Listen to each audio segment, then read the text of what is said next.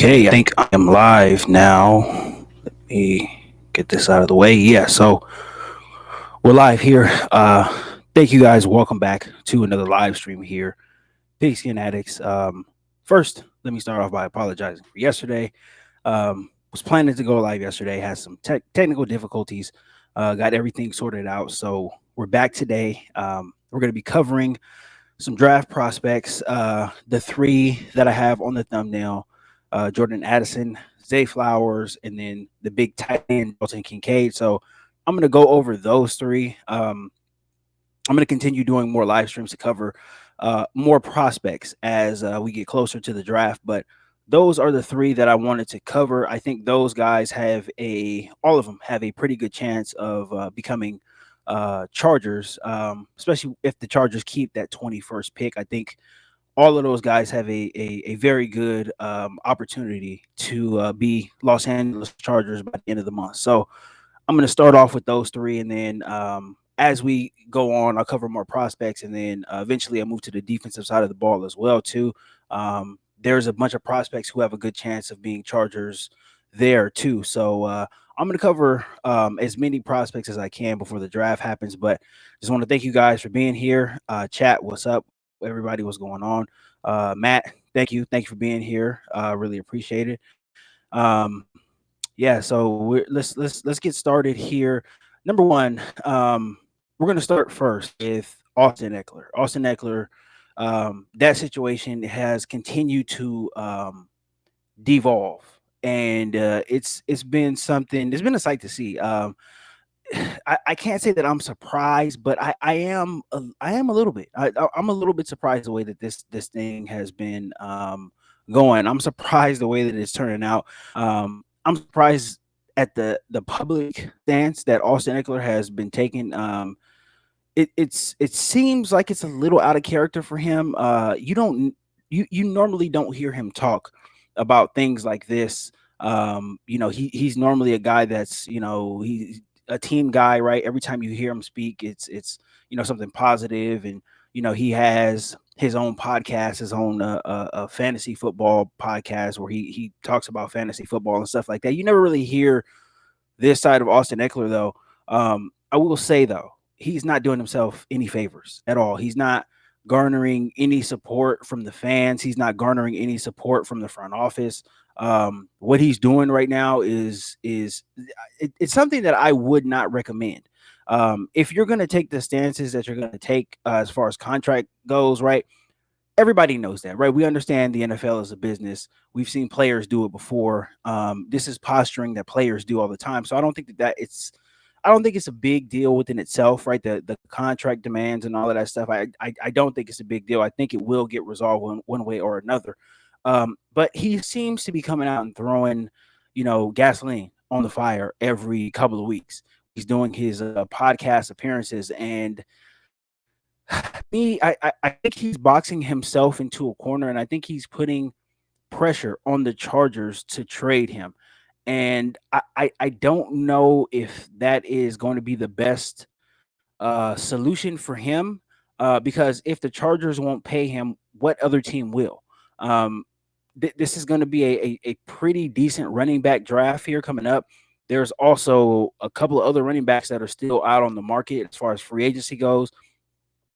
And when you look at the deals that the running backs have been getting, not just this past year, but over the past 5 years, right? That market is steadily declining. So his leverage has never been lower right now. He's still under contract for another year with the Chargers. So to me, it just doesn't really seem smart what he's doing right now. Now, to get into the particulars of it, right? This was a Sirius XM interview. I can't remember exactly the publication it was, or what the name of the exact station was. I can't remember it. And honestly, it really doesn't matter. But that's where Eckler had this interview, and when I was writing some notes down, I was very, very surprised. Like I've heard the snippets, right? I haven't heard the full thing. And usually I like to hear something in full before I come out and judge it. But the statements that he made, right, just in the clips that I heard, it's just not great. It's honestly not great. So he says he describes returning to the Chargers next season as the worst case scenario. Um, that is not great. That's not going to go over well. Not going to go over well with the team. It's not going to go over well with the front office, right? When I say team, I'm talking about the franchise, right? I don't think the guys in the locker room are too impacted by this. I don't think they care, right? Either way, I'm sure they like to have him back, but if he goes somewhere else, I'm sure they'd be cool with it too. So, most of these guys are minding their own business. They're minding their own money. That's typically how it goes in the locker room. But when he describes it as a worst case scenario, I mean, I can think of a lot of other different scenarios in the NFL, right? That are more quote unquote worst case than playing for the Chargers next season. Under a new offensive coordinator as well, too. One of the best in the league, right? As far as the stats go, as far as yards, points per game, all of that stuff goes, right? You're playing for one of the best offensive coordinators, offensive play callers in the league.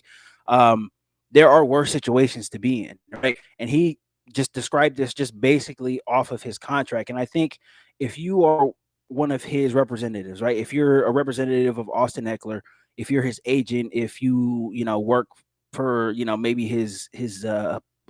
he has a publicist, a manager, or something like that, I would tell him to relax a little bit, chill out with the interviews, because he's not doing himself any favors, and especially in this market, right? Where he is talking about, doubling what he's making, right? Talking about getting $12 million a year or somewhere in that ballpark. It's going to be very hard for him to do that when he's coming out and making these statements like this, right? Now, obviously, the Chargers are not going to pay him regardless, right? And he knows this. I think that's why he's doing, these interviews. He knows that the Chargers are not going to pay him. But I just don't think he's going to be able to bully himself into a favorable contract. He's just not going to be able to do that. You have no leverage. Running backs have no leverage, right? And I bring up Kansas City all the time, and I bring up Isaiah Pacheco all the time. That guy's a 7th round draft pick, and he is going to be the starting running back for the Chiefs, right? Who are just coming off of another Super Bowl win. Got him in the 7th round. What incentive do teams have to pay running backs big money? They don't have it. They really don't have any. They don't have an incentive to pay running backs that big money. So I just don't think he's doing himself any favors. He just he seems disgruntled, and he's trying to keep his cool about it. And I think in theory, yes, that's the way that I would handle it if I was being asked these questions. But I think the smart thing to do is just avoid the questions altogether.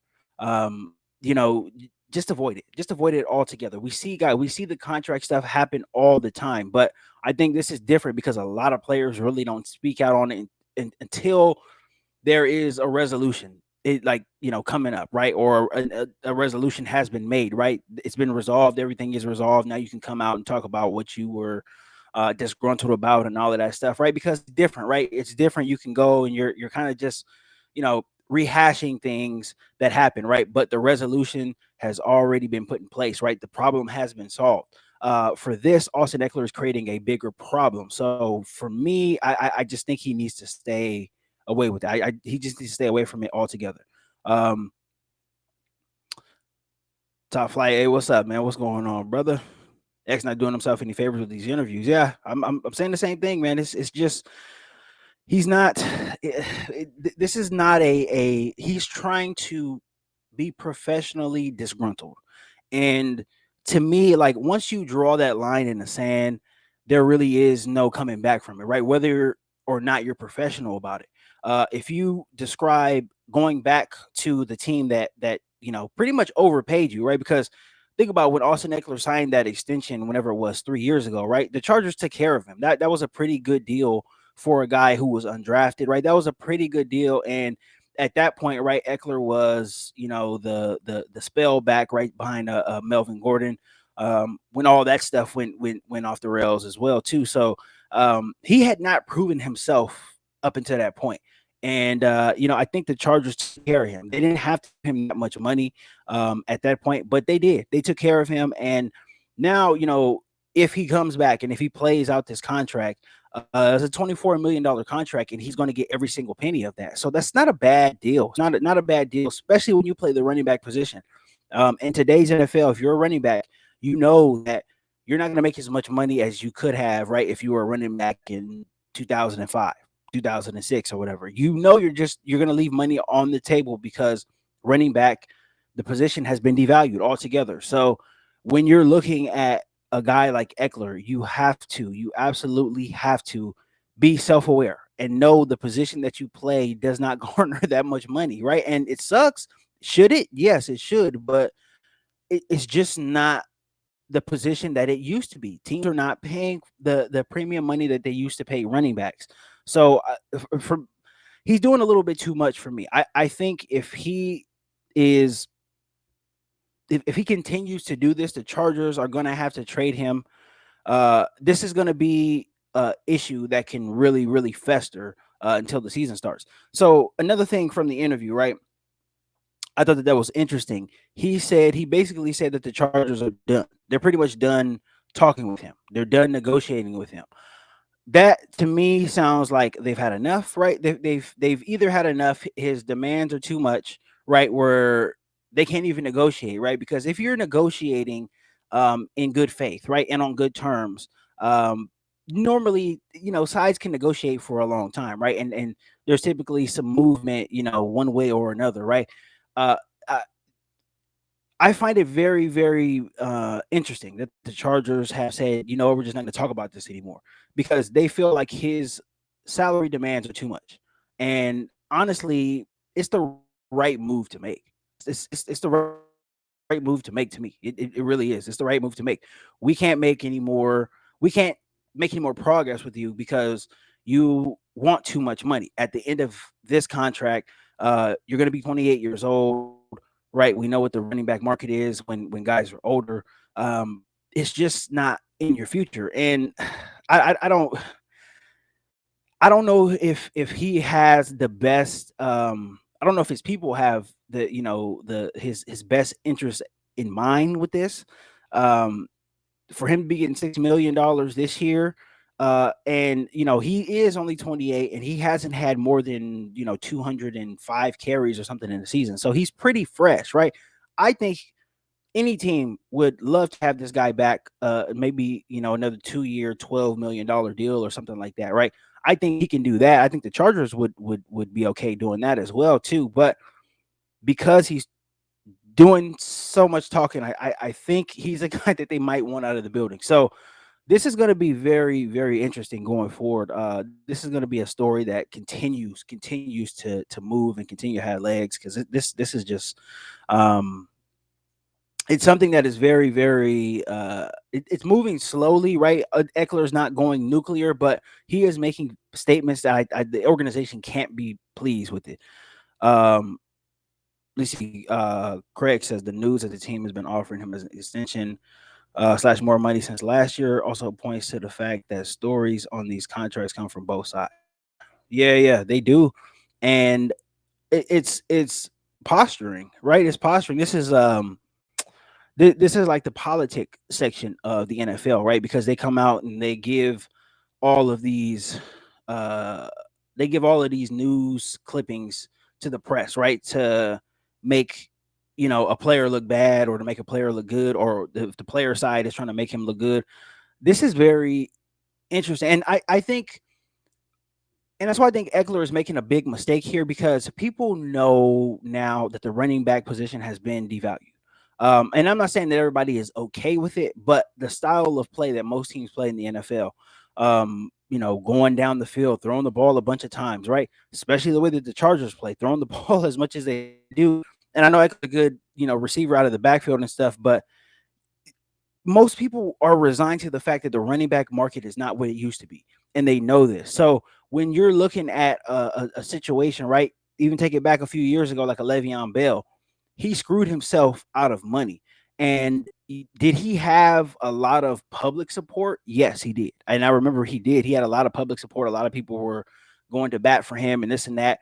The Steelers, they offered him that I think it was like a 12, was it 12 million, 11 or 12 million dollars as far as the franchise tag. He didn't sign it. He took that year off. Then he ended up signing a pretty good deal with the Jets. But he didn't make all of that money. He did get cut. And he left money on the table pretty much. And so when you look at it, if you look at Le'Veon Bell today, and if you probably talk to him, that wasn't the right decision to make. You took a year off.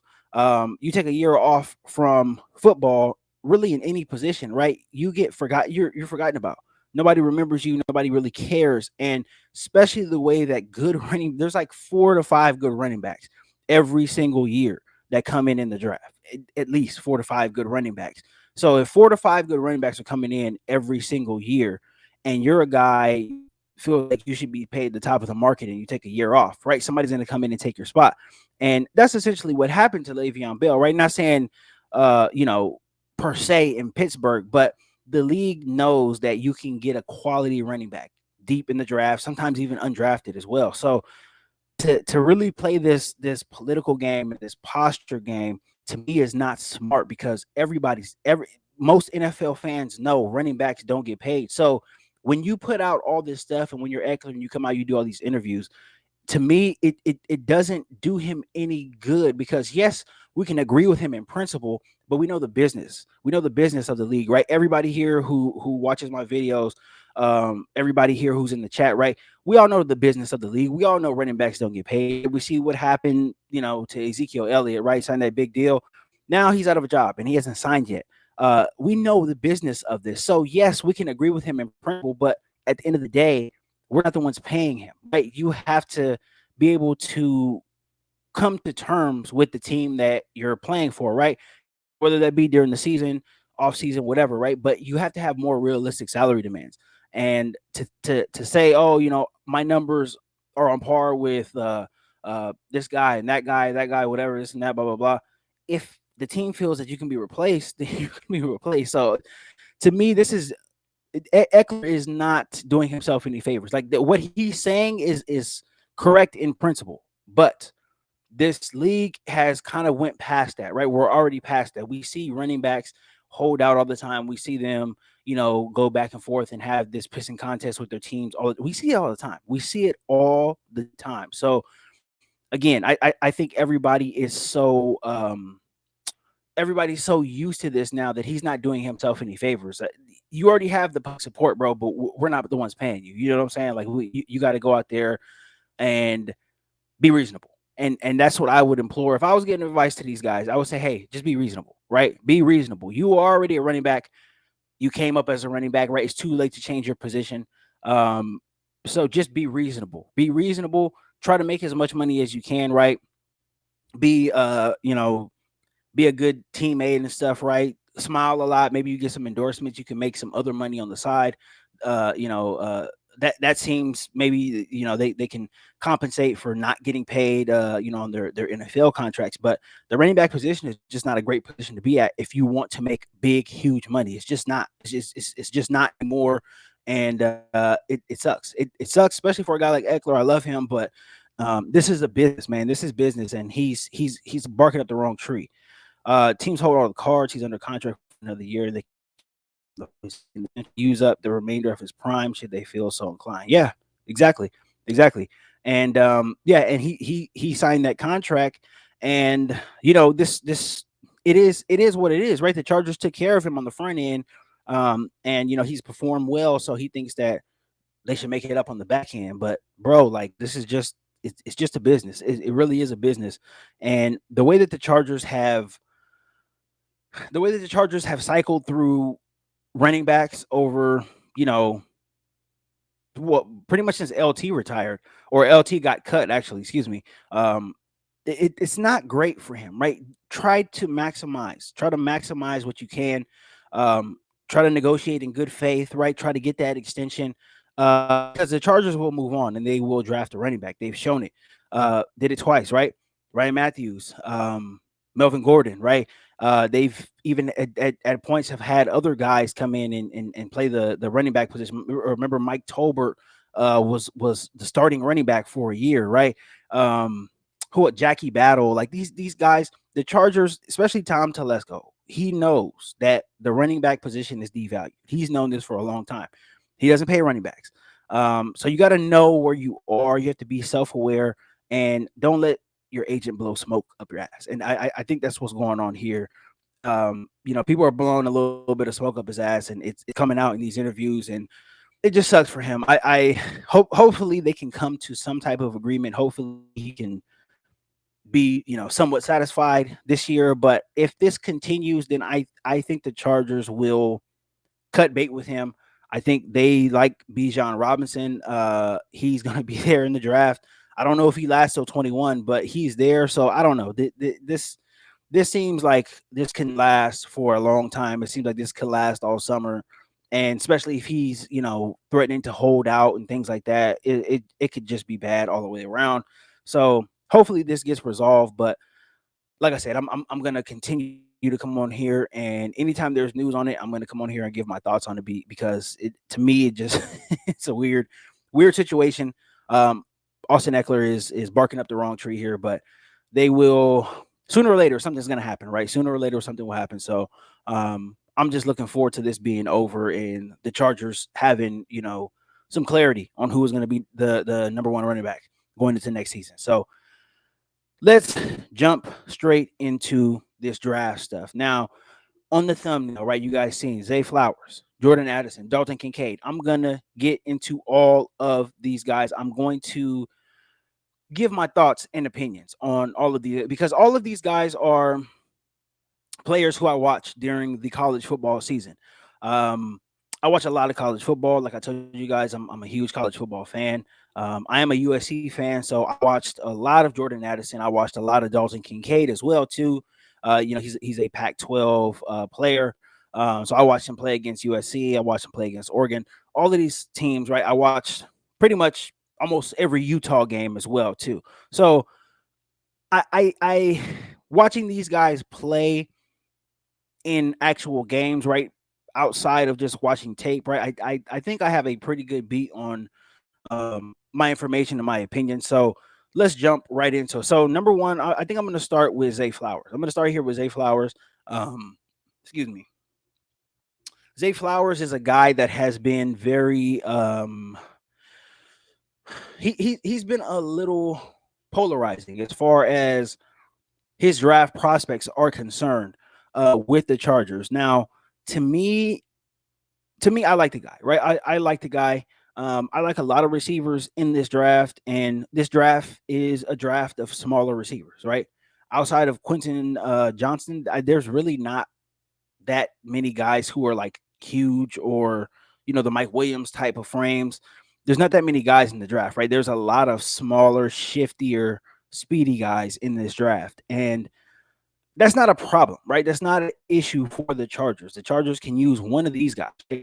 I like receivers all the way into the 4th and 5th rounds of this draft, so I don't think that the size thing is a problem, specifically with Zay Flowers. Now, with Zay Flowers, the one thing that I like with him is his suddenness, right? Before I even get to how his height and weight and all of it, his suddenness. Watch tape. Go back, watch tape. Don't just watch highlights. Go back and actually watch tape. Pause it, right? When he is running routes, his suddenness is second to none. And he has this thing, right? When you watch film, and normally when I watch film, right, after a Chargers game or whatever, he has the thing that Keenan Allen has, right? When Keenan Allen is running his routes, right? And I love to watch Keenan Allen run his routes on film, right? Especially when he is healthy and he's in his bag. Keenan Allen has the suddenness. Right? He's not a speedy guy. We know he's not a speedster. We know he doesn't run the 4.3 and all of that stuff. But his suddenness at the top of his routes, it really, really puts fear into DBs. It puts fear to D. That's why Keenan Allen is always so open, running a 4.6 or whatever he runs. That's why he's always so open. His suddenness at the top of his routes. You do not know what it's going to be. He sells his routes, right? He can sell a comeback route. And you can think that he's going, post corner. You can think that he's going a post, whatever. It all looks the same on film. And because he's a route technician, that's really what allows him to get open, right? That's why he's going to hit 10,000 receiving yards this year, right? You would never think a guy, third round pick, right, running a 4.6, nothing to really look at physically, right? This guy 10 years later, 10,000 yards, right? And he's going to have a legitimate shot at the Hall of Fame. Like I said, depends on how long he wants to continue playing, but he will have a legitimate shot because that's how good he is as far as his route running. Zay Flowers, though, he has that same suddenness, but he's a lot smaller than Keenan Allen, but he's also a lot faster than Keenan Allen. This guy right here can really, really blow an offense open. And it can blow the Chargers offense open as well, too. I am very, very, very curious to see what Kellen Moore could get out of him if the Chargers drafted him. I'm very, very, very, very curious to see what they can get out of him if they drafted him. So before I get into it, let's see. Hop on. Here, have you watching Darius Davis film? Could be a perfect replacement for Carter. I have not watched his film yet. I will be getting to it. Maybe next week, possibly this week. There's a bunch of prospects that I'm watching film on, so I haven't got to him yet, but I will. I'll be getting to him. I heard the Chargers wide receiver coach was Addison's coach at Pittsburgh, Chris Beatty. Oh wow, yeah. And Jordan Addison actually had a local, I think it was a top 30 visit with the Chargers. And I heard that the Chargers do like him. They like drafting USC guys. They like the connection. And I also heard the Chargers really liked him all season long too. The local regional scouts, right? I mean, obviously the Chargers are based in Costa Mesa, so they were able to drive down to the Coliseum and actually watch him play a lot. So Jordan Addison, I don't think a lot of people are talking about that, but I think people need to start talking about it more. Jordan Addison is a real shot at 21. There's a lot of mock drafts that have Jordan Addison going as low as like 30, 31 or whatever. He's going to be there at 21. I do believe he's going to be there at 21. I don't think he's going to be the first, receiver taken off the board. People have to start. They really have to start talking about it. And I'm going to talk about it a little bit too once I get to him after Zay Flowers. But there is a connection there, and yeah, people really need to start talking about what's going on with Jordan Addison and the Chargers connection, because it is there. It is there, and I would not be shocked or surprised at all if the Chargers took him. So yeah. Apex Prowler, what's up, man? What's up? Glad you were able to make it in. Sweet Jumps, what's up? What's going on? Standing room only, what's good? Optimus Ryan would draft Flowers and project Los Civas in round 4. Yeah. That wouldn't be bad. That would not be a bad combination at all. Not at all. All right, so let's jump into Zay Flowers, and let's cover some of what he accomplished in college and what I think he can do for the Chargers, right? If the Chargers were to draft him. So let's jump into it right now. So Zay Flowers he measured in at 5'9", 182 pounds. So obviously small, right? That's something that you can't get past. He is a small receiver. And he's a grown man, right? He's done all the growing that he's gonna do.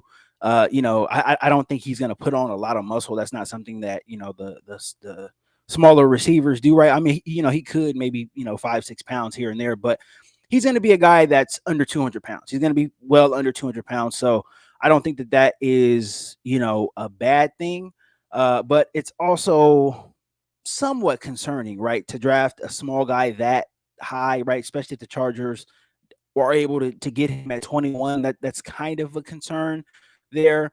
But I mean, at this point, right, that's something that you would have to address, right? You just have to cross the bridge when you get there. So his size is his size. He can't change it. So no need in arguing about it, right? So that is what it is. That's his size. Now, he ran a 4.42 at the combine. I think a lot of people were expecting him to run a little faster. I think they were expecting his 40 time to be in the 4.3s, and a 4.42 is still blazing fast. That's fast, guys. It's really blazing fast speed. And I talked about this a couple of weeks ago when I did a live stream, right? People get so caught up in the 40 times at the combine, the pro days, and all of this stuff.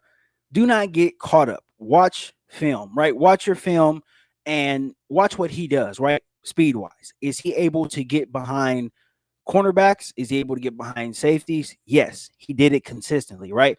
Is he able to catch a ball, right? Is he able to catch a drag route and take it 30, 40, 50 yards? Yes, he's able to do that. He did that consistently in college as well, too. So his speed is not to be questioned. I see it on film.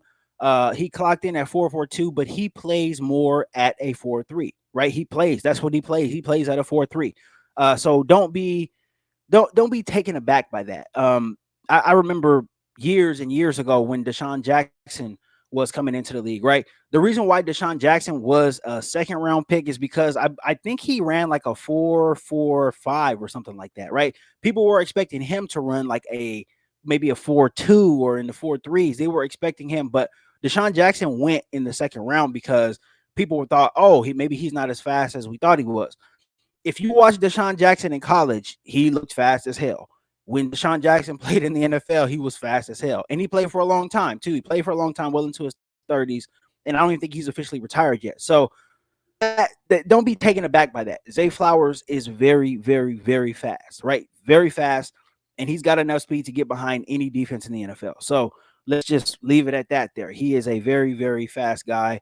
And, you should not take anything away, nothing defining away from that 4.42. It's really just, whatever at this point. Watch his film, you'll see his speed.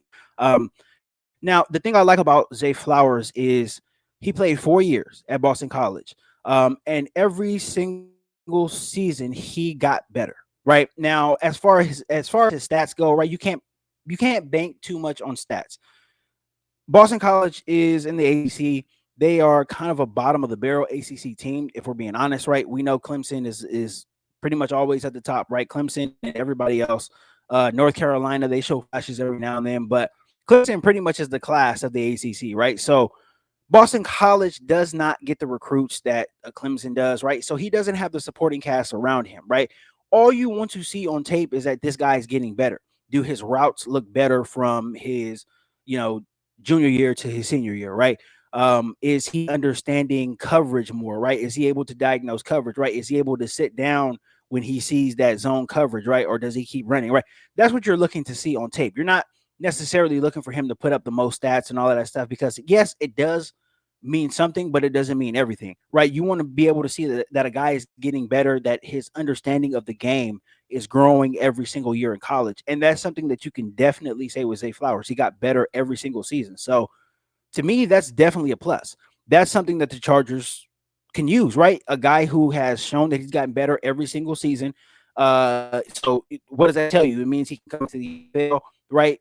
If he does well his rookie year or not, right? But it tells you that he has the aptitude to get better, right? We know he has the physical tools, but he is getting better, right? Getting better in the classroom, right? Getting better in the meeting rooms.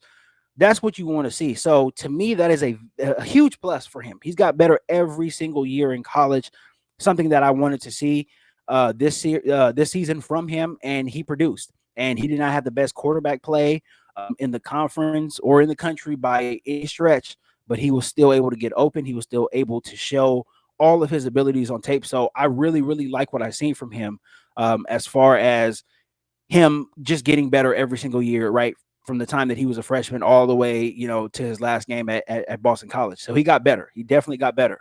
Um, so his stats for 2022, 78 receptions, 1,077 yards, and 12 touchdowns. 12 touchdowns is a school record, too. So when you're looking at this guy, right, and he really hit the peak of his powers at his senior year, right? And that's where you want a guy, right? That's where you want to draft a guy when he's at the peak of his powers in college, right? He came in, little scrawny kid, whatever, got better, right? Got better in the weight room, got better on the practice field, got better in the film room.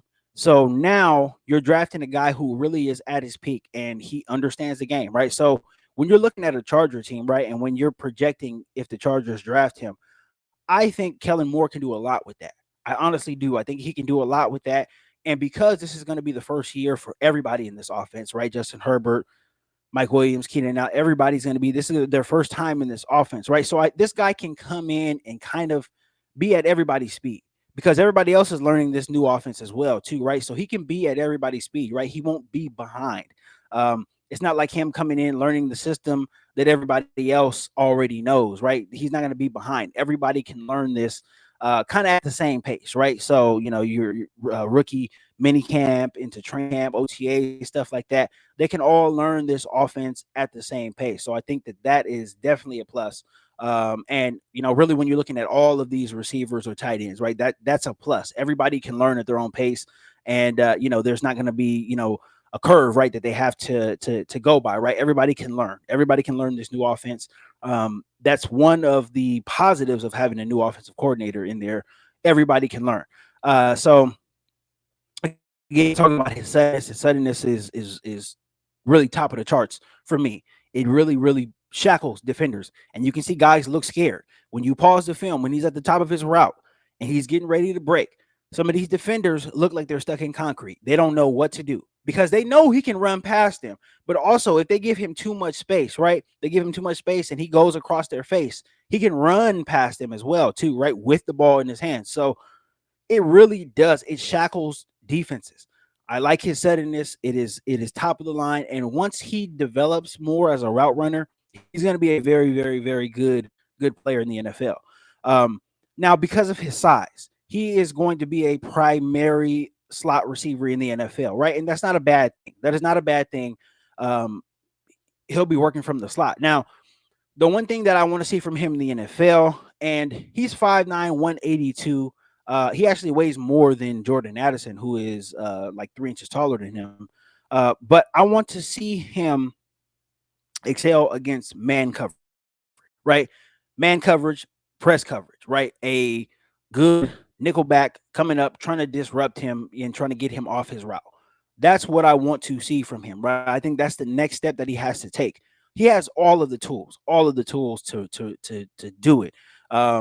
Obviously, it's just about getting into a program, right? Getting reps on the practice field and being able to have, that synergy with your quarterback. If he can do that, he will be good. He will be very good in the NFL. But I think that's his next step. And that's the step that pretty much all of these receivers in this draft have to take, right? With the exception of maybe a few guys. They have to show that they can get off the line of scrimmage when it's press man, right? They have to show that they can get off the line of scrimmage, get their head turned around, locate the ball, make tough catches. That's one thing that all of these guys have to show, all of them. But if he gets there, right, he can really be an effective weapon for the Chargers if they take him, right? Because Justin Herbert, one of the best actually, he is the best tight window thrower in all of the league. I don't care, go argue with your mom about that. Best tight window thrower there. That's all 32 guys in the league. He even beats Mahomes at that. Justin Herbert can throw tight window. It's just getting on the same page as him. If they get on the same page, he can make these catches. We've seen him make these catches. If you watch any of his tape, he can make these tough catches. So I like him. I like his contested catch radius. Even for a small guy, it's really good. That he just got to be able to beat press man. If he can beat press man, he's going to be a very good NFL player. Now, obviously, his size, it goes to a natural fit, right, for jet sweeps, right, for some of the end arounds. Him being in that Z position, being able to work in motion, right, all game long, right, and Kellen Moore is very good with motion. He sends a lot of guys in motion, not just the Z receivers. He sends tight end motion. Hell, he even sends the X receivers in motion sometimes. Zay Flowers, excellent in motion, obviously because of his size. And if you are in a playing a aggressive defense, press man defense, that's the way to get him up off you, right? Run him in motion. Because if you run him in motion and he has a head start, nobody's going to get a hand on him. I don't care who it is. Nobody's going to get a hand on him. So that's one of the things that Kellen Moore does very well. He can get a lot of that out of Zay Flowers. So I like that. I like his ability to work from side to side, right? Be able to run routes on both sides of the field, and being able to diagnose open areas in zone coverage as well, too. So I like him, doing that in that Z position. Now, this is the one thing that I think a lot of these receivers can do for you, especially if they develop and especially if they show themselves to be playmakers. But I think this goes for Zay Flowers more than anybody else in this draft, really. His ability to work the slot, right? His ability to work the slot, his ability to go in motion, his ability to throw defenses off is going to help the run game because you're going to have a very, very hard time if you bring safeties up, right, to try to stop the run game. If you have single high and Zay Flowers is in the slot, right, it is literally all up to the linebacker or the nickelback who's out there to try to get hands on him to disrupt his route. It's literally up to him. If nobody gets hands on him and they don't disrupt his route, big plays will happen in single high, right? You're not, if this guy is drafted by the Chargers and if he is, on the field week one, you're going to have to think long and hard before you go cover one against the Chargers. You really are. And that's something that a lot of teams played against the Chargers last year and they succeeded against the Chargers playing single high. They were able to bring people down to the box. They were able to try, to bring pressure from different places to confuse Justin Herbert. You have to keep your game plan a little tighter with the Zay Flowers in the slot. You have to, because if you leave that guy open or if you have a miscommunication or something like that and he's wide open, he can break it. He can take it to the house. He can give you a 40, 50, 60-yard touchdown. He did it his entire career at Boston College. He can do that. I can see him doing that in SoFi Stadium. I can definitely see that. So if you're a defense, you have to be careful with a guy like that. You have to be careful. And when you got a quarterback like Justin Herbert, a guy who can read defenses and does it very fast, he can spot the open man. And if Zay Flowers is one-on-one with the linebacker or somebody like that, it's a matchup nightmare. This guy can really, really break a game open with his playmaking ability, right? Especially working the slot. If he's going to be able to work the slot just as well as he did in college, it can really help the run game, right? There's going to be two safeties back. You're going to be able to run the ball whenever you want to. Then you're going to be able to take your shots and dictate from there. But his playmaking ability makes it tough. It's going to make it tough on defenses to really, really play the Chargers the way that they did last year, because obviously you got a new offensive coordinator. And then with this weapon right here, it kind of sets the playing field straight, right? So you got to play the Chargers straight up. And that's something that I feel would, obviously increase offensive output, the numbers, touchdowns, all of that stuff. Just his presence there would increase that. So I like him in that role. Just as a playmaker, right? A potential playmaker, somebody who you have to worry about. Now, all in all, this is who I want the Chargers to draft now. I know I was really on Nolan Smith, and I'm off Nolan Smith now because I know that he's not going to be there, right? His performances, his interviews at the combine and, the pro day and stuff, teams are over the moon, over Nolan Smith. So I don't think he is going to be around. Give me Zay Flowers. I want Zay Flowers. And yes, I know he's small, but I think he works. I think he works specifically with Kellen Moore. He works specifically in this offense, and Kellen Moore can get the most out of a guy like this. This is a guy that can be a Pro Bowler. This is a guy that can really, really break a defense down. So give me Zay Flowers, man. Give me this is who I want. This is exactly who I want. All right, so let me get to these. Let me catch up in the comments. See, Gilbert Diaz says, how steep is the drop off from round 1 tight ends to round 2 or 3? The drop off isn't that much, honestly. There are guys there's gonna be guys, tight ends, who are drafted in like the 3rd and 4th round who are really, really good. And I think some of them have a chance to be better than the tight ends, the Kincaids, the Michael Mayers. Some of these tight ends are gonna have more production. Like a Sam Laporta, I think he's gonna be very, very good. He's a pass catching tight end. A lot of these guys, if they just end up in the right system, maybe like I don't know, Kansas City or Cincinnati or something, like, they're going to have a huge impacts with the teams that they're at. So this is a very, very deep tight end draft. Very deep tight end draft. The Chargers, they have options late into the 4th, 5th round as far as tight ends go. See, Top Flash says Zay put on 13 pounds of muscle between the end of season and combine, still ran 4.42, probably a 4.3 guy, not reality. Oh yeah, easy 4.3. Easy speed too. Easy everything that he does looks fluid, and he doesn't look like a track guy playing football. He looks like a fast football player, and that's the one thing that I got watching tape with him. He's running past people, and to me, like I said, it's the Deshaun Jackson thing. 4.42 is that there's a lot of guys that run 4.42, but when you put the pads on and when you're consistently running past people, and your speed is so easy that you can be cocky with it.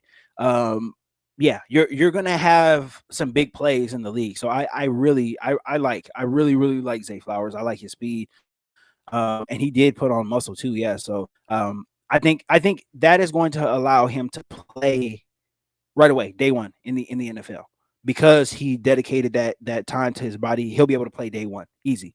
Um, Death and ready. If JSN falls to 21, should the Chargers draft him? I mean, yes, yes and no. I don't. I'm not on Jackson like everybody else is. I don't know. A lot of people compare him to Keenan Allen, and to me, I just don't see it. I don't. He's good, but I don't know. There's something about his game that I don't know. To me, I don't think he's going to be as good as Garrett Wilson or Chris Olave. There's just something about his game that I think won't translate well to the NFL. And I could be wrong. I could be wrong about this, but when you watch him on tape, it just to me it just seems I don't know. I don't know. I like him. I like him. I do like him. But to me, I just if we're gonna draft a wide receiver, give me a Zay Flowers or even a Jordan Addison off over him, because I just don't think his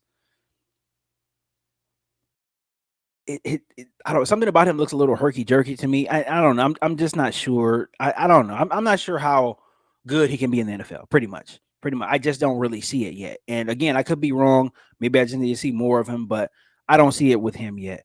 Um, See which tight end prospect should I check out? Well, I'm about to go over Dalton Kincaid right now. So I'm looking at him. I think he's going to be the number one tight end taken. I've seen a lot of stuff where he's shooting up a lot of people's draft boards. Michael Mayer, I think he's still probably second. But I think Kincaid is really, really starting to catch a lot of eyes. A lot of prospects, a lot of teams really like him. So that's number one. I went over a guy. I did a video a couple of weeks ago. Sam Laporta from Iowa. I think he is going to be the out of all the rookie tight ends coming in next year. I think he probably has the best season, depending on where he ends up, because he's ready to play right now. He's everything that he does is ready to play right now. Everything that he does is on NFL level. His route running, he plays like a NFL tight end, and he has some speed too. He's like a 4.5 guy as well too, so he can get behind some safeties and stuff. So I think he'll have the best rookie season, depending on where he ends up, depending on where he plays. Excuse me. So Brandon Flowers also played 66% of his snaps on the outside last year. The narrative that he's a slot guy only is false. So he did play on the outside, yeah. So he's got some outside. And that's the thing too, in the Chargers offense, he'll be playing everywhere. With Kellen Moore, he'll be playing There's going to be some formations that teams are really going to come out and have to call a timeout with. But yeah, he can't play on the outside because he's fast. And he has great footwork off the line of scrimmage as well too. That's one of the things. Small guys can play outside if they have footwork and if they are able to get off of that press man. That's why I said I want to see him play against a lot of press man in the NFL, because again, he's going to be tough. He's going to be tough to deal with. But if he's able, especially with him putting on more of that weight, he's going to be able to take a lot of those, stiff jabs coming off the line of scrimmage from those cornerbacks and still be able to run past him. So I like him, and like I said, I think Kellen Moore can get the best out. He's going to be all around. He's going to be in motion. He's going to be in the slot. He'll probably be in the backfield as well too for a lot of plays that are going to throw some of the defenses off, right? Some plays that defenses haven't seen. Zay Flowers in the backfield, I can definitely see that. So I he can play all over, but I think he'll primarily slot obviously with the Chargers. I don't think he's gonna be on the outside. Mike is on the outside. Keenan will be on the outside. So both these guys could both these guys are going to be on the outside, but I think he is going to. I definitely think he's going to. Definitely think he's going to be a slot receiver for the Chargers specifically. Now, if he goes somewhere else, then he can move all the way around. But yeah, he's got that. He's got that wiggle to his game. And again, that suddenness, you just can't beat that suddenness. You just can't. Welcome to Club Zay. Yes, sir. Been pushing flower stocks since December 2021. Damn. Yeah, so you've been on him early. So no, but when you watch his tape, there's tape out there from him from freshman year all the way to this past year, 2022, and he looks completely refined. He looks completely refined. Everything about him looks better. His route running looks better. He looks faster. He looks a little big. Everything about him looks so much more refined, and that's something that, as a college player, you got to go out and get that. You can't. That's not just brought to you. You have to put in the work to get there. So when you look at him, how he came in his freshman year, 2019, right? There's tape out there. When you look at that, and when you look at 2022, he put that work in. He put the work in to get to where he is now. They didn't. You don't have that. Brought to you, right? You have to go in and get that, and especially at a school like Boston College is. I know it's known for its academic prowess, but as far as football, they haven't good Matt Ryan played there. And I remember that was a long time. I was like 06, 07 ish, something like that. Matt Ryan and Calendar, the running back, they haven't been good since then. And like all time, I don't think they've really been, anybody to write home about, right? They're not a USC, they're not a blue blood, they're not a Alabama, they're not a Texas. They don't get great recruits there. So Zay Flowers put that work in himself. So to me, you're getting a worker as well, too. That's a guy that put the work in. It wasn't Ohio State where he was playing at, right? It wasn't Clemson where he was playing at. He's not playing at an NFL factory. There are some guys from Boston College that do go to the league, but there's not an NFL factory. Does anybody else from Boston College get drafted after Zay Flowers? And if they do, what round do they go? Maybe 6th, 7th, or something like that. So he's not playing at an NFL factory. He legitimately worked himself up to this position now. So if the Chargers were to draft him, I would be happy with that because I know this guy's going to come in and he's going to work. He's mature. He played 4 years of college football. He's ready to step in and affect the team now. So I like that about him. That's something that I definitely should should have mentioned before if I didn't. His work from freshman year to senior year, he definitely put that work in and he did it himself. So yeah, I really like him. Flowers pops on video. He's built tight with mad body control. Yeah, he has a lot of body control. There's a couple highlights him, NFL Network. Some of his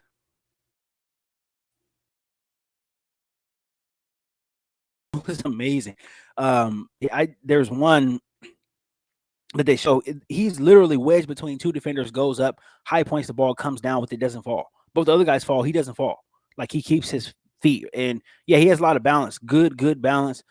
He is a shorter guy, so he is lower to the ground. He has that low center of gravity, but he does a good job high pointing the ball, contesting catches. I like him. I really do like him. I think he's going to be very good for the Chargers if they do to draft him. So that was there on Zay Flowers. So now let's to a tight end before I get to Jordan. Is the best tight end in the league, not in the league, but in this draft class. That's Dalton Kincaid. So let me get a drink of water here.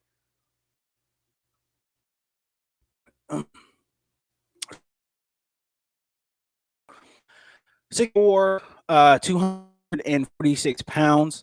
So for this modern era of tight ends. He has pretty good size. So I like his I like how compact he looks, right? He looks like a tight end, but he looks like maybe he could be a bigger receiver too. So I like that. I really do. Um Very good size. Now, he's a guy that I watched a lot of. I watched a ton of Dalton Kincaid. Again, I'm a USC fan. I watched USC football pretty much every Saturday, and because they were, kind of neck and neck with the University of Utah, I watched a lot of Utah games.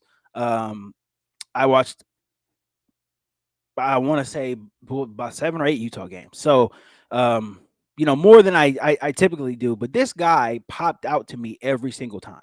Every single time this guy popped off the screen. Dalton Kincaid. So again, 6'4", 246. He ran a 4.7, right? But again, the 40 times, little misleading. Dalton Kincaid was always open. Always open. So does that 4.7 mean something in the grand scheme of things? To me, it doesn't, because if, again, it's the Keenan Allen thing. If you run a 4.6, a 4.7, whatever, people call you slow. Okay, that's fine. But if you're always open, are you really slow? Are you really slow if you're always open? If you're slow, you're not going to be open. We seen the Michael Bandy thing last year. Michael Bandy was legitimately slow. I think he clocked in at a 4.6 or something like that at his pro day or at the combine or whatever. But he was legitimately slow. Legitimately slow. He couldn't get open on the outside, right? That's what it was. He played at a 4.6.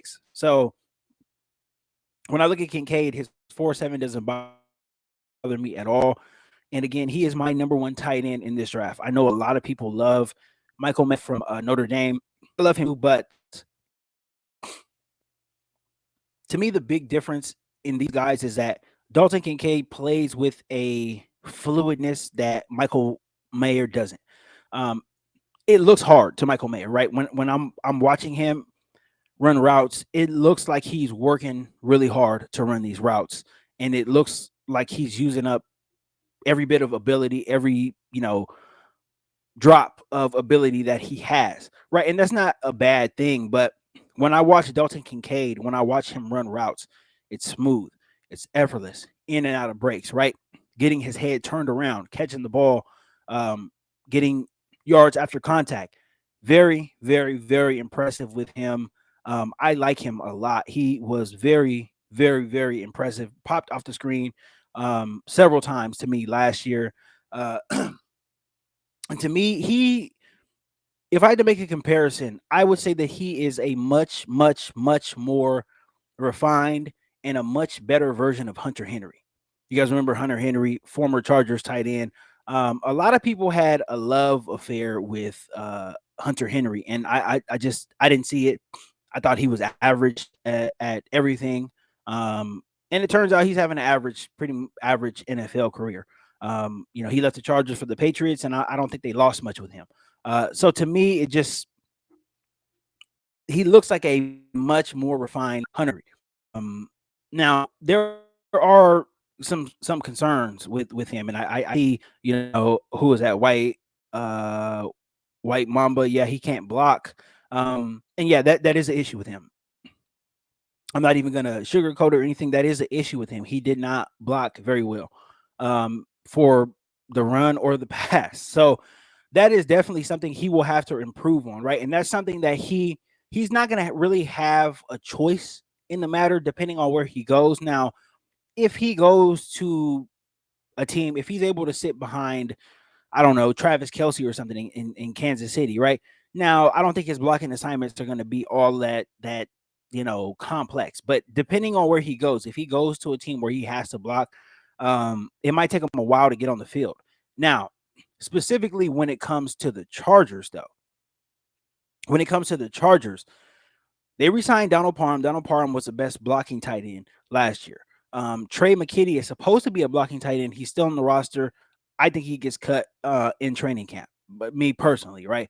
So I think if the Chargers were to draft him, I think he could make an impact, obviously, in the passing game, right? Now, his blocking would have to get better. He would have to get it to a point where he can just do an average job, right? Get in somebody's way. He don't have to dominate, he doesn't have to pancake.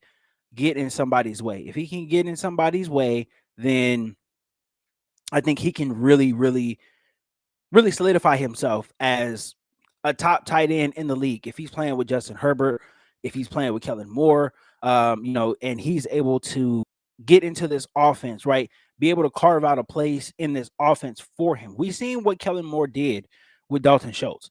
And I think this guy, Dalton Kincaid, is a little more athletic. I think he's a little more physically gifted than Dalton Schultz is. Dalton Schultz is a better blocker, but as far as running routes, the entire route tree, Kincaid is the guy that you want doing that, right? He's the guy that you want doing that.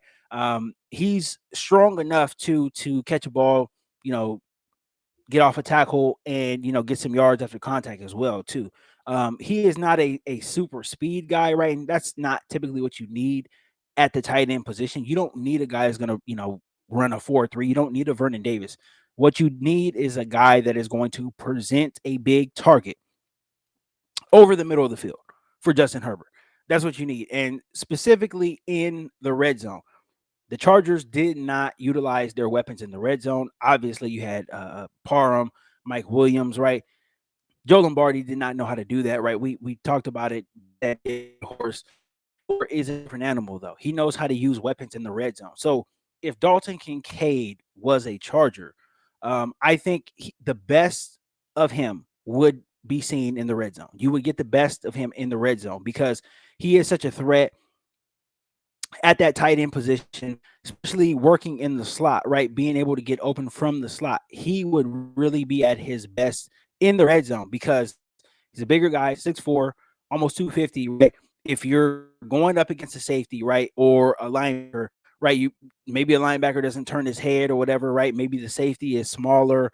Dalton Kincaid is somebody who can go up, catch the ball, secure it, take big hits, absorb big hits. I've seen him do it all last year. So I really like what he has to bring to the table. I think he is a guy that is made for this modern NFL. Now, again, the blocking thing is not going to go away. The blocking thing is not going to go away until he gets better at it. So I do like it. I like him for right now. But I do think that there is some concerns, obviously, for his blocking, right? And I talked about it. I will talk about it as many times as I need to. But as for right now, what the Chargers can use at the tight end position, this guy gives you sure hands. Gerald Everett did not give you sure hands last year. To me, he had a good season, but he was a little bit of a disappointment. He dropped a lot of balls in positions that, were the worst times for a drop, right? Dropping third downs, dropping touchdowns. Dalton Kincaid is sure-handed. He has good hands. He catches the ball. He tucks it away. He can absorb hits, and he can also break tackles and get you yards after the catch as well too. So I really like this guy. I like what he is able to bring.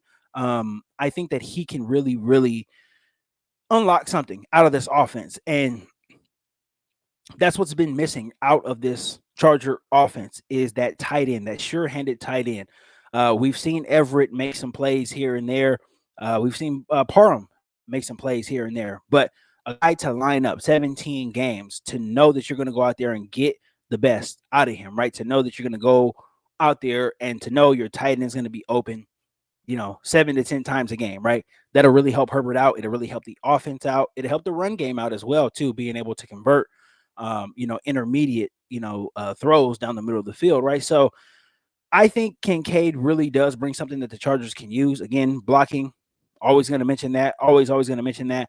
I think his hands, though, and I think his separation, his ability to get separation from safeties, he really showed up on tape. When you go back and you watch the tape, he was able to get separation.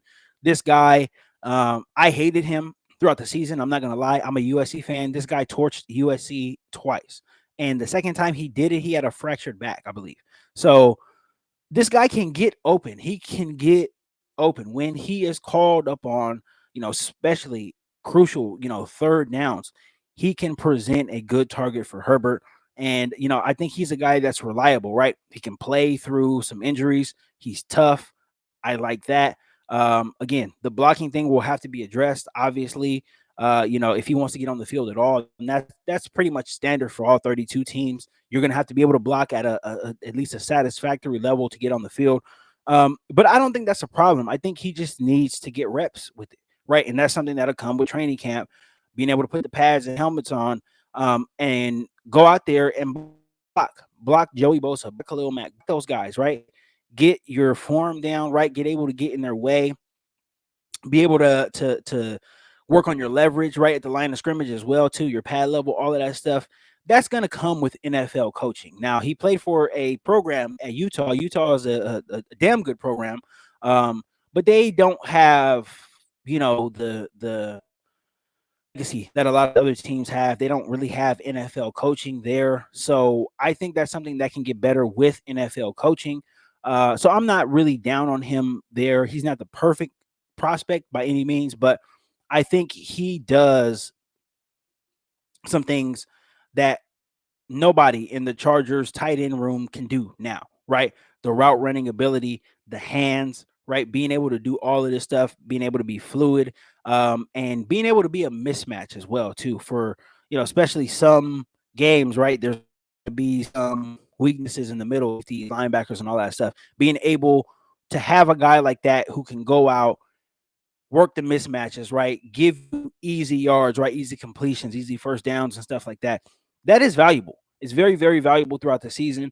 And a guy like that is what the Chargers need. So I really, really like Dalton Kincaid. At 21, though, I think he'll be there. I think a lot of teams are split between him and Michael Mayer. Michael Mayer is the more complete tight end. He's not as good of a route runner, and his hands are not as natural as Dalton Kincaid. But he does block. He does very, very, very, very good block for a tight end. So teams like that, especially if you're a team that wants to run the ball, they like Michael Mayer. I like Michael Mayer too, but for what the Chargers want to do, I think he can add another element. Dalton Kincaid, he can add another element to this offense, and he can unlock something in this offense that we haven't seen. Right? If he can come in, get 50 catches, right? Having 50 catches from a tight end, it will really, really open things up in this offense, right? Especially if you have other weapons to complement that. He can be a guy that's a safety blanket, security blanket for Herbert, especially when he gets in trouble. You can never have too many good tight ends on your team. So I'm a firm believer in that. I think the Chargers are really, really looking for that. Now at 21, I think that's a little rich for the Chargers blood as far as the tight end position goes. Historically, they have not drafted tight ends that high. Tom Tebow has never drafted a tight end that high. I believe Hunter Henry was the last Charger. No. Was it Hunter Henry? The last starting Charger tight end, I believe, that he drafted. And I think he was like a fourth round pick, either a third or a fourth round pick. I can't remember, but it was, pretty much middle of the draft, right? It wasn't a top flight tight end pick. So I wouldn't be mad if the Chargers drafted him, but I just honestly don't expect it, right? I'm just trying to cover all of my ends here. I don't expect the Chargers to go with Kincaid at 21. I would be a little surprised if they did. Wouldn't be mad at all, but I would be surprised because that's just not typically how they do business, and you can predict pretty much everything the Chargers are going to do just because they do it every year. So I don't expect that. I do not expect them to go out and draft a Kincaid with the 21st pick in the draft. I honestly do not expect that. Okay, so that was my take on Dalton Kincaid. Let's see. Let me get to some of these comments here, the ones I can get to. G Bear says I'm pretty high on Washington too. Yeah, definitely high on Washington. Washington is kind of the opposite of Kincaid, though. Darnell Washington is a great blocker, but he did not really do anything as far as the passing game at Georgia. They have a really good tight end, Brock Bowers, right now. He's the guy that did most of their receiving. And when he comes out next year, he'll probably be the number one tight end taken. But Darnell Washington is a blocker. We need to see if he can catch, though. And I think right now, the way that the NFL is being played, right, you want a guy who can catch first and then block second. That's just the way that the NFL is now. Now, if we're talking years and years and years ago, then maybe you're looking at Washington as a number one pick, but the number one tight end pick. But I just don't see it with him. He needs to show that he can catch the ball and make plays after he catches the ball as well too. He is a big dude though, very very big guy. Um, yeah, so I like Washington too, but he's more of a project I think than anything else. Uh, let's see. Matthew says, "Do you like the idea of Chargers trade back?" I do. I really do. And the reason why I like that is because they can fill several different needs if they were able to trade back in the draft. If they were able to successfully trade back in the draft and still be able to get a Zay Flowers, still be able to get a Jordan Addison or somebody like that, they would be able to fill multiple needs, right? Because at that point, you can get a premium edge player as well, too, right? So your two biggest needs are now taken care of after you have traded back in the draft, right? You gain another draft pick, maybe a second or third rounder or whatever, right? So you're able to get one of the better guys at that point, right? Or maybe you want to go edge first, and then you want to pull from the deep wide receiver pool in this draft. Either or, right? I do like the idea of trading back. It just depends on if they want whoever they like, right, with their first pick. If that guy is still going to be there, depending on how far they trade back, yes, 100%, you go for it. You stack your draft picks, and the way that the Chargers salary cap is looking going forward, especially without Herbert being paid yet, you're going to need as many draft picks as you can get. So yes, always try to get as many draft picks, and I like it. I like that idea a lot. um See, Everett is a better tight end than Kincaid for next year. I don't think so. I personally don't think so. Really don't. Um, I don't think so. I think Everett is not sure-handed enough. I believe he had 10 drops this year. And the thing that kind of puts it into perspective for me, right? Everett had a bonus. I think he had like a $250,000 bonus. It was either 250,000 or $500,000 bonus, right? Think about the 10 drops that he had. I think he came three catches. Well, I want to say 3 or 4 catches short of his bonus.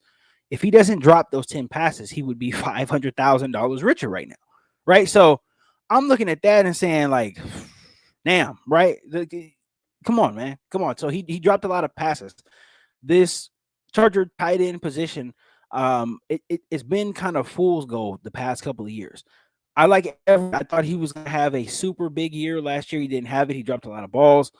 Jared Cook the year before, he made some flash plays, but he dropped a lot of balls as well too. So when you're looking at this position, right, some of these guys, they make some plays, but a lot of it is fool's gold. They drop the easy passes. They drop touchdowns when they're wide open. Even Donald Parham has had the drops as well too.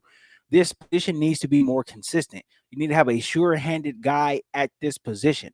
You can splash plays and then forgot the fundamentals. So you make a splash play, a 20 play, and every couple of those plays, he was dragging guys, and he's all hype and stuff after he's dragging people. But then the following come out, he's wide open, or it's third and seven, he's wide open, 10-yard catch, and drops the ball. So what does that other stuff do if you can't execute the basics?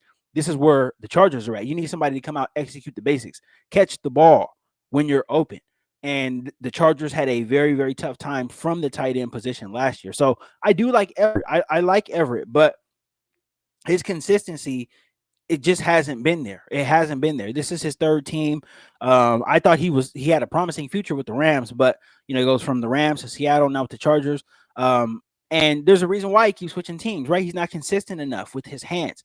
You got to be consistent, especially if the Chargers are going to go to the next level. You're going to have to get really, really good production from that position. That's pretty much a prerequisite in the NFL now. You need a tight end that's going to be able – you don't need to put up Travis Kelce numbers, but you need a tight end that's going to be able to stretch the field and be able to keep those linebackers honest. And if you don't have a guy that can do that, that's dropping passes, third downs, touchdowns, and all of that stuff, you don't have a good tight end. So I think the Chargers can upgrade. They really can upgrade at this point. So I would like to see a tight end drafted by the Chargers. Now whether or not it's Kincaid, don't know, right?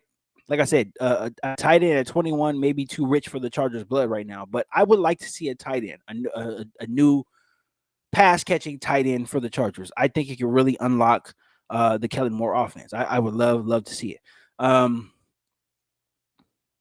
Let's see, a running game would unlock everything. True, very true, and that's coming too. That's coming. I think Kellen Moore is bringing that. Um, I do think it's do think it's bringing that. Kincaid could be the best tight end we've had since Gates. I think so too. If the Chargers were to take him, I do think that uh, could be a possibility. I do think it could be a possibility because when you look at Antonio Gates and everything that he was able to do, he was never a speed guy. He was never even a athletic guy, right? He was a guy that was able to get open, right? And he had deceptive speed.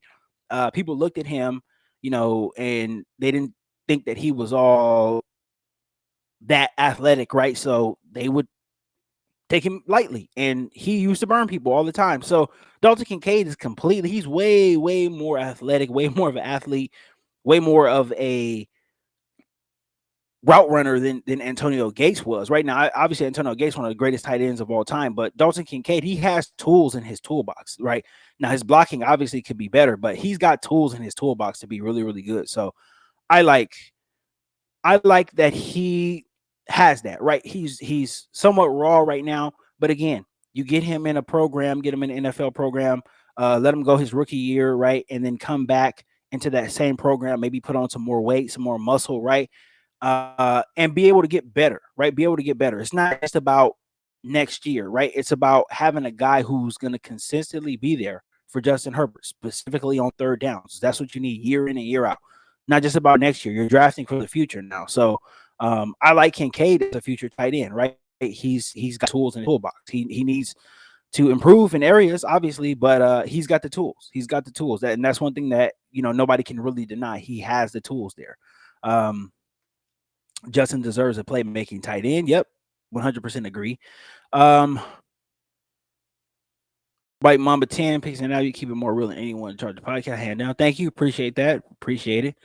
Yeah, I try to give good unbiased opinions here.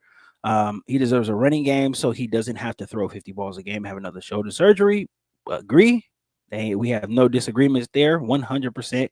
But a good tight end is going to help the run game. It's going to help a run game, especially if a run game is good. A good tight end is going to benefit off that, and it's going to make offense easier for everybody. So if you have those things in place, it's going to make everybody's job easier. It's going to make Herbert's job easier, and the offense is going to score more points. So you need these things in place, though. And like I said, you kind of need a tight end to be productive. They don't have to be Travis Kelce, but you need a productive tight end. All the top tier teams all have productive tight ends, and that's where you want to be. You want to be towards the top tier. You need a productive tight end, especially offensively. Moore wants to run the football. Kincaid doesn't fit his system. No, he does. He does fit the system. You have to go back and watch Cowboys film. There's a couple tight ends for the Cowboys this year. What was the guy's name? I think his name was Vandershoot or Vandersloot or something like that. I think he what was number 81, I believe. Was he one? 89, or was it 89? I can't remember, but one of the younger tight ends. He was very slim looking. He looked like a big receiver. He looked smaller than Dalton Kincaid, to be honest with you, but he had a pretty good year catching the ball. Yeah, no, he does fit the system. Dalton Kincaid definitely fits the system with Kellen Moore. You have to go back and you have to watch tape. Look at the personnel that Kellen Moore was able to get open, right? Obviously, their number one tight end was Dalton Schultz, but outside of him, right, the number 2, 3 tight ends, they had, some impact as well, too. So, yeah, no, he does fit the system. You have to watch tape to understand. Look at the body types. Look at these guys. Compare them to a Kincaid, or compare them to whoever else you want to in the draft. No, these guys, you can see Kincaid fitting in there and doing some of the similar things as, I can't remember the guy's name. I believe his number 89, but he's a young tight end. I think he was a rookie last year. He had a pretty decent season with the Cowboys. Very slim and slender. He couldn't block either. So yeah, no, Dalton Kincaid fits the system. He does fit the system. That's one thing that he does fit is this Kellen Moore system. And most guys do fit the Kellen Moore system because he's so good. He can get guys open. So yeah, there's gonna most of these guys are going to fit in Kellen Moore's system. This isn't the Joe Lombardi thing. So people have to get used to that. We can't make the same mistake with Herbert that we did with Rivers. Run game, blocking tight end. Yeah, we do. We do have to have a run game, and we do need a better tight end. Um, we do need that. So, uh, oh, let's see. Henry was early second round. So Hunter Henry was early second round pick. Yeah. So I think that's the highest pick that the Chargers have used on the tight end. If in my recollection, I don't remember anybody else being higher than him. Yeah, Antonio Gates was undrafted. But yeah, I do like Kincaid though. Kincaid is definitely somebody who can. I think he can be good. I really do. I really do think he can be good. Um, are there other tight ends that are better than him in this draft? Maybe, depending on where they go. Like I think this a lot of this draft stuff boils down to fit. How do you fit into a system? And we at least know what the Kellen Moore system looks like, right? This is a much we're at a much better position than last year because Joe Lombardi's system there was no system. It's just him calling plays and trying to get guys to play out of character, right? That's why you see DeAndre Carter, with the end arounds and stuff like that, and you had Michael Bandy trying to play, and so like these guys, there is no system. Sony Michel, there was no system. They're just trying to plug players in. At least we know what the system looks like with Kellen Moore. That's one of the positives that we look like that we know. We know what that looks like. We can turn on Cowboys tape and see that it looks like that. So when I'm looking at a lot of these players, I'm saying, okay, I can see them in a Kellen Moore offense. That's what I'm looking for. So this is a much, much more streamlined process than it was last year and even in times past. Hendershot, there you go. Peyton Hendershot, I believe his name was. That's what I was talking about. That the Cowboys tight end. Peyton Hendershot. Yeah, slim looking dude. But I think Dalton Kincaid is better than him, hands down. At this, even right now, he's better than him. So yeah, no, he definitely fits into the system. But though your stream is kind of lagging, yeah, I know that's why I had to cancel the live stream last night because this setup here that I have, and I think it's been the California weather. It's come through. My Wi-Fi has been acting up, pretty much all month long last month, and it's still acting up now. Crazy winds, a bunch of rain and stuff. Really unseasonable weather for California at this point right now. So I think we're dealing with that. If we do take Kincaid, we need to get a blocking tight end in the draft for free agency as well, though. I do, yeah. I Donald Parham blocked pretty well last year. He was the best blocking tight end that the Chargers had. Now, his health is always going to be an issue. So I do agree with you. And that's why I think the Chargers don't take Kincaid. I don't think that they take Kincaid. I think they look at a tight end later on in the draft that can do both. That's honestly what I think the Chargers do. I just don't. I think a tight end in the first round is too rich for Tom Telesco's blood. I don't think he's ever done it. I don't think it's never even really been a possibility or an option for him in his entire time with the Chargers. So I just, to me, I don't see it. I really, really don't see it. So yeah, it's I think it's a little rich for the Chargers blood. So I'm just covering all possibilities. But for me, I would like to have him, but I don't think it's a real possibility at this point. White Mamba 10, can we avoid saying his name aloud? Refer to him as Don't Know Joe. Yeah. Or Sleepy Joe or Crazy Joe or something like that. We'll be seeing a lot of him. He's in our division now. He's offensive coordinator with the Broncos, so we'll see how that goes. Oh, man. All right, so last but not least, right, I am going to go over Jordan Addison, right? Jordan Addison the wide receiver out of USC. Um, Now this guy here has been he's been talked about as kind of a second fiddle type of guy. And honestly, I can see why after the season that he had last year. He had a bunch of, expectations last year, a lot of high expectations.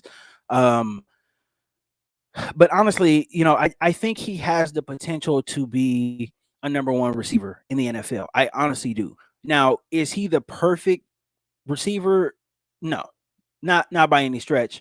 But I think he has tools that that will translate well to the NFL. And I think he is a guy that, if he lands in the right system, if he's in the right spot, right quarterback, right offensive coordinator, all that stuff, I think he can have a huge, huge impact. So, Jordan Addison out of USC, 6 foot, 175 pounds. This guy, he's very slightly built, very slenderly built. He's young. He's young. So you have to, anytime you see these guys who are like so emaciated looking, you have to give them a chance to develop, right? I well, not me, but a lot of my friends at 20 and 21 were emaciated looking, right? A lot of guys were 140, 150 pounds. That they just weren't big. They just weren't big. Most guys typically are not big at that time. Yeah, right. It's kind of an outlier to see huge guys, and most of the guys who are in the draft are outliers. They're that young, right? That's what the NFL is about. All of these guys are outliers. Most 20, 21 year olds don't look like that. They are small, and Jordan Addison is small. So I would give him a chance to get his body right. I don't think he's going to be 175 pounds playing in the NFL for most of his career. I think you have to give him a chance, get him in the NFL program, get him eating right, get him lifting right, and then I think you can see his body develop. Because he will have to gain some weight. 175 pounds in the NFL, and for him not being like tall or really, he's fast, but for him not being like a Jalen Waddle type of guy having that speed, he's gonna have to gain some weight because he will be absorbing some hits, and you're not gonna absorb a lot of hits at 175 pounds in the NFL. Like it's things are not gonna last all that long for you. I would be shocked if he stayed at this weight his entire career, and I don't think he will. So, got to give him a chance to grow. Same thing with Zay Flowers. I think he can potentially put on another 10 pounds or whatever. So you got to give these guys a chance to develop, get into their grown man bodies. A lot of us didn't, get into our grown man bodies until we were in our mid 20s or whatever, right? That's how most guys are. Most of it. I wasn't like that. I was 6 feet, 205 pounds when I was 18. So I what most some of like I think I was an outlier as well too. So, but most guys don't grow into their grown man bodies until mid 20s. So when you look at Addison, he will get bigger. Now, 449 official 40. I was expecting him to run a faster time as well too. But it's kind of the same thing with Zay Flowers. When I watch the tape, does he separate? Does he separate? Is he able to run behind cornerbacks? Is he able to run behind safeties? Yes, yes, yes, and yes. So to me, that 449 is not a huge deal. He plays much faster than that. Now, again, he's on the smaller side, so it's not that big of a deal to me. Um, his stats: 59 receptions, 875 yards, and 8 touchdowns last season with the USC Trojans. Now, keep in mind he was injured. He had it looked like to be a pretty bad knee injury that Utah game, the first time they played Utah. It looked pretty bad, so I think he sat out like 2 or 3 games at that point. So his stats were affected by that. If he was healthy all season long, he would have had a huge, huge year.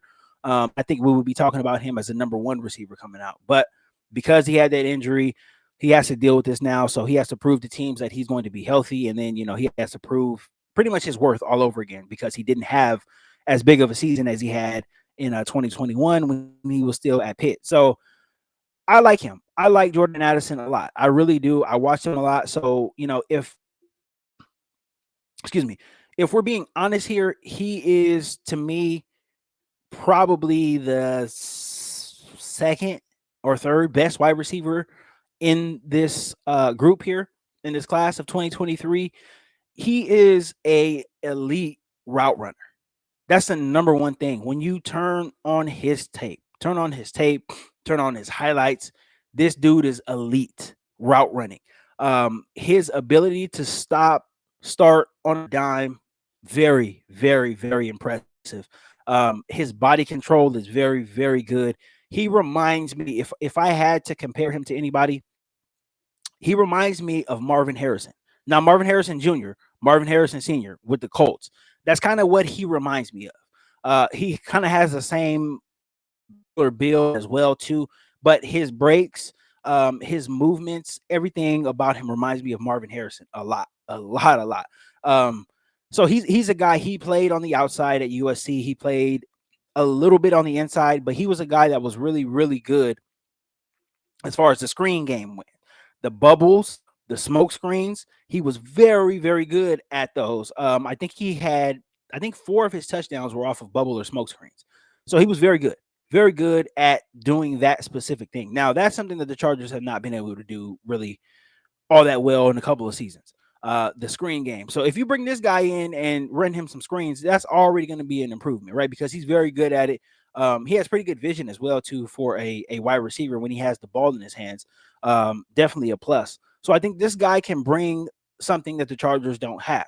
They don't already have now. Now because he is 6 feet tall, he can play on the outside.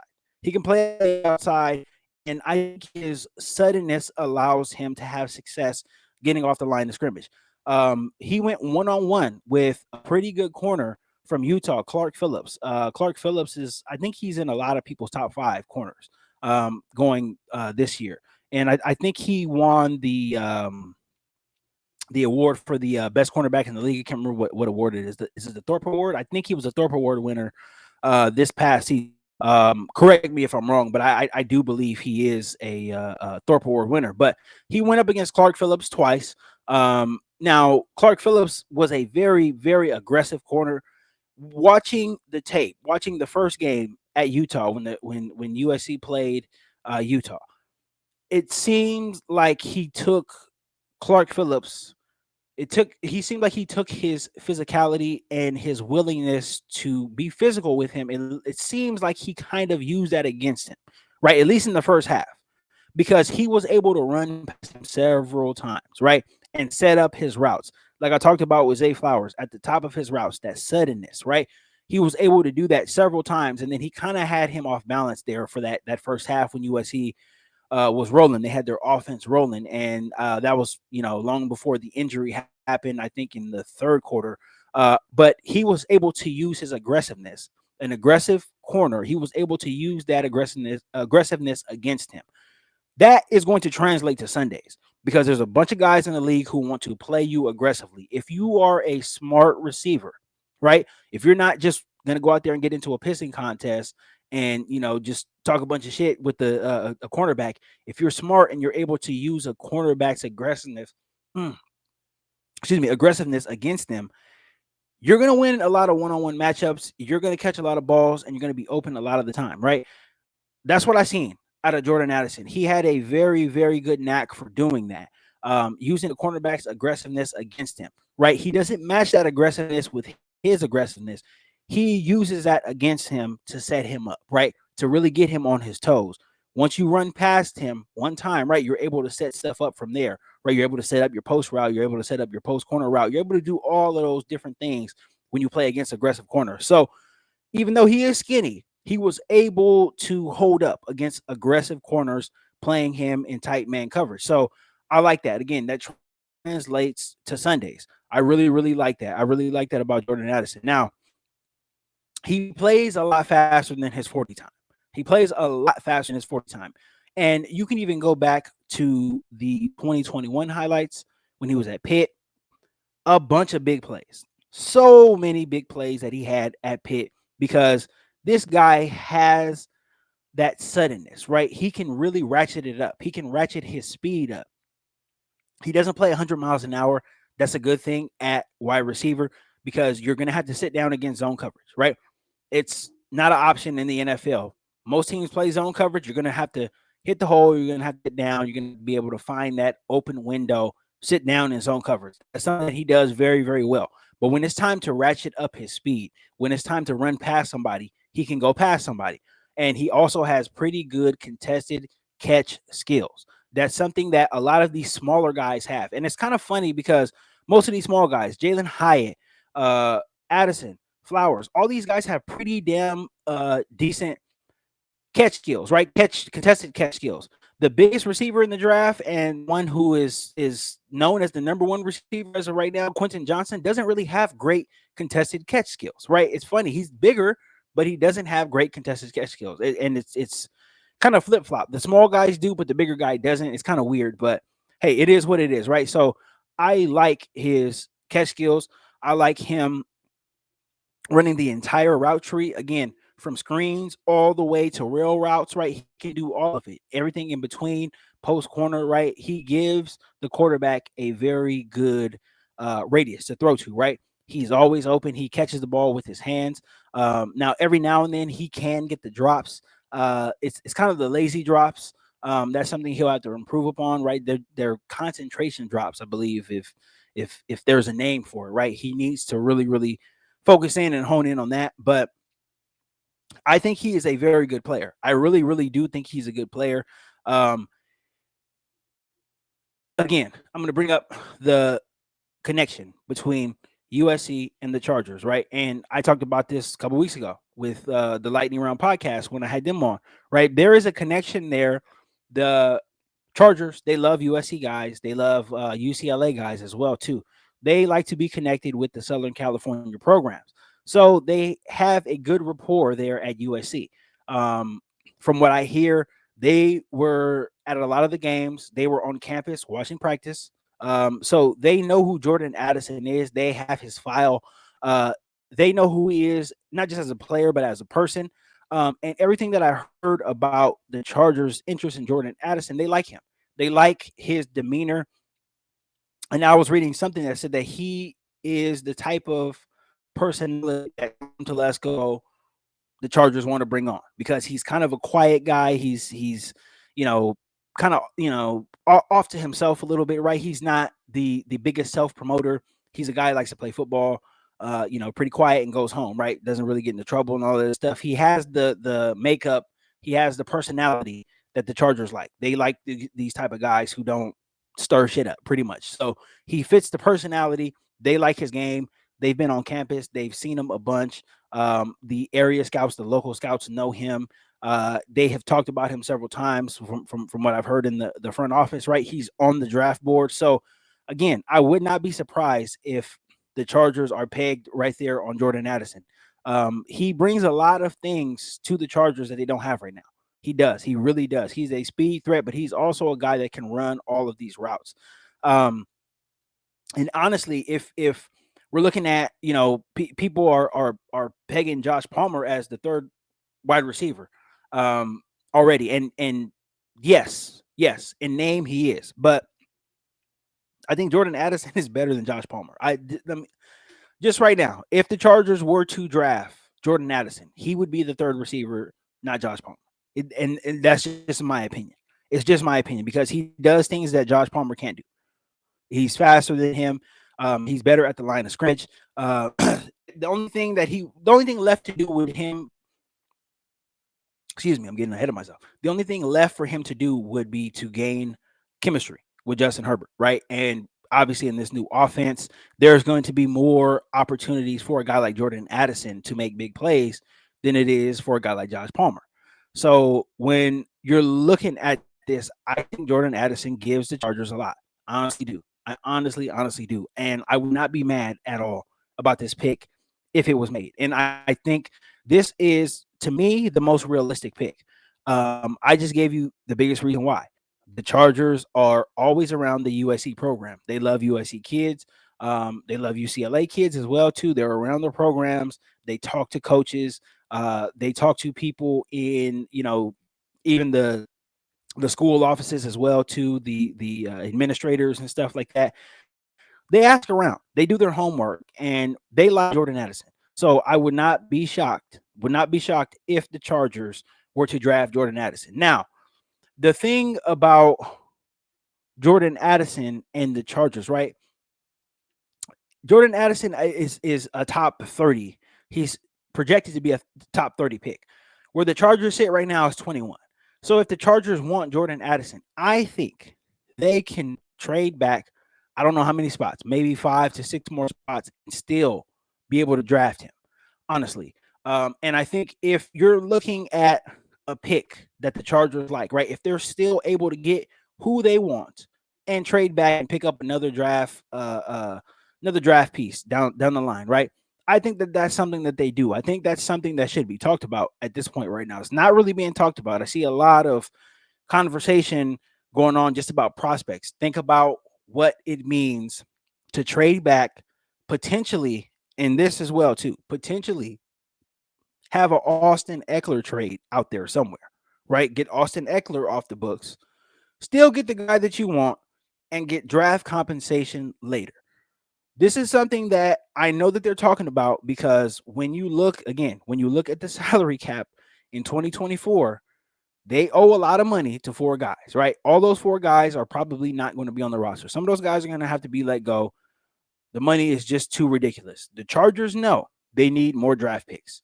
They're going to have to fill in with draft picks. They need more draft capital. So I would not be surprised if Austin Eckler is dealt at draft day on day one, day two, day three, whatever. Wouldn't be surprised if that happened. That's a possibility. And I wouldn't be surprised if the Chargers were interested in trading back, knowing that they're still going to get their guy, but be able to gain another draft pick. I think that that is there. I think that that is there, and I think it's a possibility. So, um, going forward, they're going to have to build through the draft, right? This is important. I think this is a very, very important draft. Now, depending on who they pick, right? Depending on whoever they're able to feel comfortable with at 21, or maybe if they trade back or whatever, right? I does Tom Telesco, does he stay for the duration of this 2023 draft picks first contract? Probably not, right? Probably not. So this is an important draft for many, many reasons. They have to get a player that can make plays, and they have to get a player that is going to be able to step in from day one, right? No more wasted draft picks. They know this. They know this. The Chargers know this. Um, you have to get somebody that's going to come in and make plays. It's non-negotiable at this point, right? People are making money now. Guys are making top of the market money. You're going to have to fill in with draft picks. A lot of people are not even talking about either. Think about after the 2023 season, if Rashawn Slater has a season like he did in 2021, he's going to become probably the highest paid left tackle in the league, right? And we're going to have one of the highest paid quarterbacks in the league, if not the highest paid quarterback when Herbert agrees to his deal. Draft picks are going to become a commodity, right? You're going to need that, right? That's going to become like water. You're going to need them. You're going to need them. You cannot build a team year in and year out in free agency. It's just not the way to do it. It's not basketball. There's too many spots to fill. This is a much, much different, different, you know, construction as far as the roster goes, right? Than basketball. You have a lot of spots to fill. There's no way you can fill all those spots, especially if you want to build depth and have a good roster. There's no way you can do it in free agency, right? Free agency is just to plug in holes. To build your team, though, you need to hit on draft picks, and you need to hit on 3 or 4 of them every single season from here on out, right? That's where the Chargers are. This is an important draft. And it doesn't really matter where you get the picks from. It doesn't matter if they're defensive picks, offensive picks, right? You have to just hit on guys. You just got to get starters out there. You have to fill the team of starters, because this is bordering on the Chargers do not win the Super Bowl in 2023. This is bordering on a rebuild. And I talked about this a couple of weeks ago, maybe a month ago, whatever. But this is going to border on a rebuild if they do not win a Super Bowl. You got to win a Super Bowl now. This is the window. This is the last year of this open window. 2024, Khalil Mack owe him $40 million.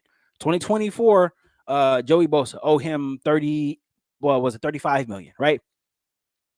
Keenan Allen was it 30 something million? Mike Williams 30 something million in 2024. Right. That's 4 guys, and they take up 60% of the salary cap. 60% of it, right? So some of those guys are going to have to go, and you're going to have to build. You have 49 more spots to build out after that. So draft picks are going to become very, very, very important, right? And not just hitting on them, but gathering as many as you can. So this draft right here, they have to hit on it. If the Chargers have a draft like they did last year, it's going to be a very, very bad thing. No more JT Woodses. No more JT Woods draft picks. We don't know if Isaiah Spiller can play yet, right? We'll give him a chance. We'll see what he has in year 2.